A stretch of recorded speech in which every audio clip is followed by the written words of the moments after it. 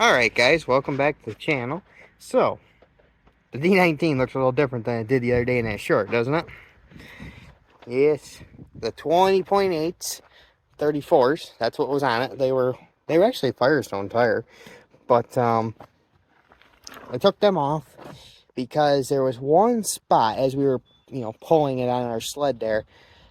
There was one spot in the tire that didn't look good sitting there, and as it went around, as it was, had the weight and the pulling force on the tire, I guess I would say, it looked terrible. And they were, I don't want to say fully loaded, but they were easily half loaded, more than that. So I decided that, you know what, I bought other tires for it. I got 18.4 34s that I'm going to be putting back on it.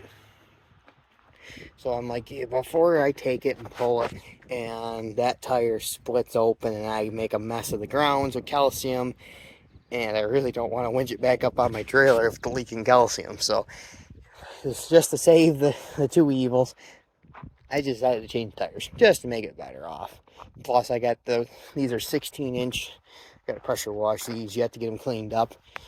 16-inch double bevels, or 16 by 34s, I guess I should say.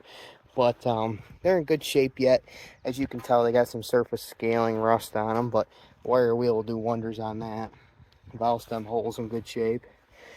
This one's in better shape than that one.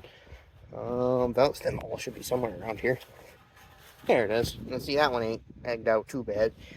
They're both a little crusty if you look at them from this side, but they'll be fine to put back on. I'm gonna wire wheel them, clean them up, paint them, and that will last.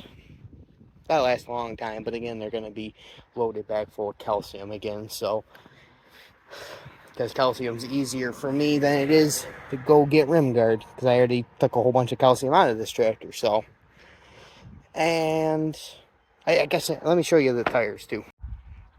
Alright, so these are the tires.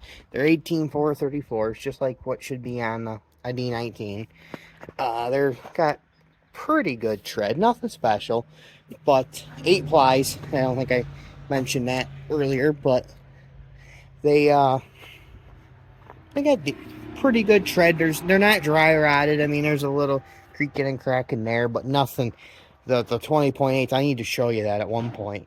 Somebody put a blowout patch on it, but still, I didn't trust them. They sat, I think what happened with them is they sat inside the barn, but the barn had sun on it, like in the afternoons or something. That's what it acted like to me on that particular spot right on the tire, and it just, or it could have sat flat for a couple years. There could have been a whole mess of things, but I got these tires, Facebook Marketplace thing. I found them. I needed 18.4 34s, and I found them, and they were the right price that I had to go buy them, even though I didn't have the tractor anywhere near ready to take the tires.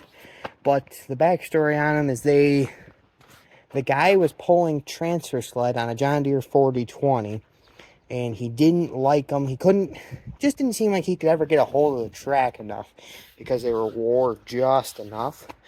So that one's actually kind of wore. Took it a little bit. That's weird. The other one's not like that. Oh, the other one's nice and straight. But whatever. So he just didn't like them because he just didn't feel like he was getting enough traction. So he sold them, bought new tires, and he just wanted them out of his shed, was all very much. So I went over. I needed this size tire because I knew I got a 16-inch wheel, because the 20.8s were buckling really bad and, bowed up in the center like. So I knew I had a 16-inch wheel, and that's what an 18.4 calls for. So I didn't have to buy wheels, which was nice. But the only problem is with them, as you can tell, see the yellow? He painted the tractor. He painted it with the wheel tires on. He didn't brush them. He just sprayed them, must be. And it kind of left a overspray, I guess you would say. Let me flip it up a little bit so you can see the other side. This side is about the same. You really can't tell. There you kind of can. But I don't know exactly. If you guys got any ideas on how to get that off there, I'd much appreciate that.